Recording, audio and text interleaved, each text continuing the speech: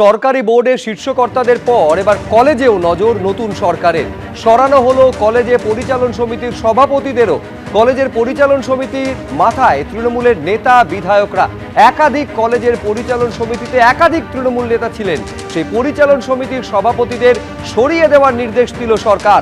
কলেজে পরিচালন সমিতির সভাপতিদের সরিয়ে দিল সরকার। সরকারি প্রতিনিধিদেরও অবিলম্বে সরিয়ে দেওয়ার নির্দেশ জারি হয়েছে।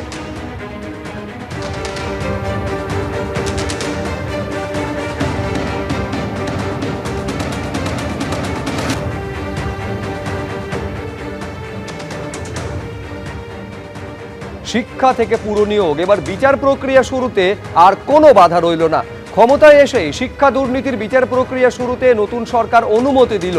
তৃণমূল সরকার অনুমতি না দেওয়ায় আটকে ছিল বিচার প্রক্রিয়া, আর নতুন সরকার সম্মতি দেওয়ায় এবার বিচার প্রক্রিয়া শুরুতে কাটল বাধা।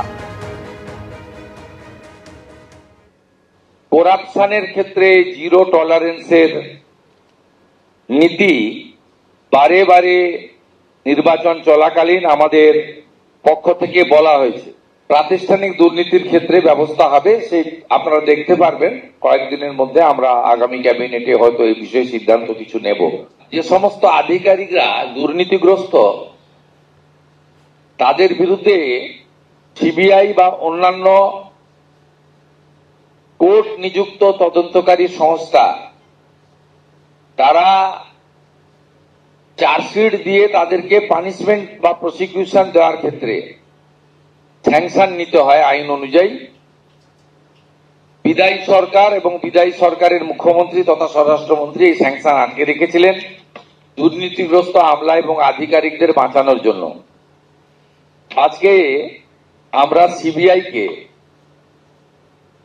তিনটি দপ্তরের আধিকারিকরা যারা করাপশনে যুক্ত ছিলেন তাদের স্যাংশন আমরা দিয়ে দিলাম।